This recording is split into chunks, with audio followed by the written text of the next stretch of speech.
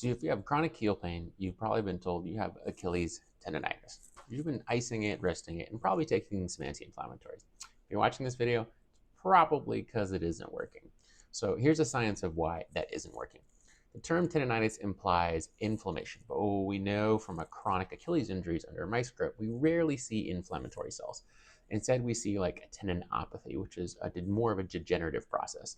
The collagen fibers, which should be aligned to make a strong rope-like texture, become disorganized, tangled, and filled with fluid. They lose all their coordination, and they lose the ability to tolerate a lot of load.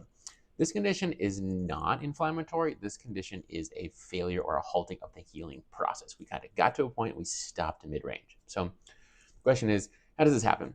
It comes down to a single equation. Okay? Your load exceeded your tendon's capacity, all right?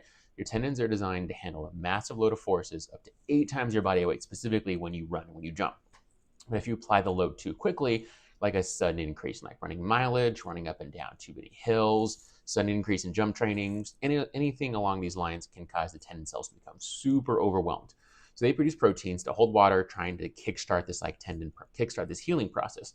But what can happen is if they get stuck midsection because you keep doing the same thing. You keep going those long runs, you keep doing your jumping, you keep playing whatever sport event you're training for, your body can't get past this phase of healing. All right, why does this matter for your rehab?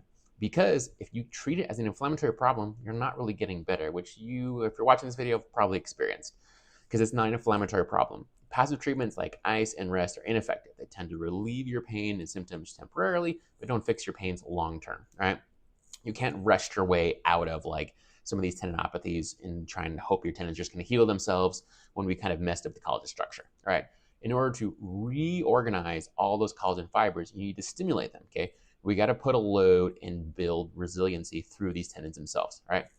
Through this series, we're going to kind of walk through the exact loading protocols. I'll explain how you do this one through Achilles tendonitis specifically, but this does apply to a lot of tendons in general, all right? But the first thing we're going to take a look at next is the biomechanics of like, why do we need some of these ranges of motions and how does that affect our Achilles tendonitis? And specifically, how can that increase your risk for developing tendonitis if you don't already have it? All right, stay tuned or subscribe and we'll follow up with some more videos.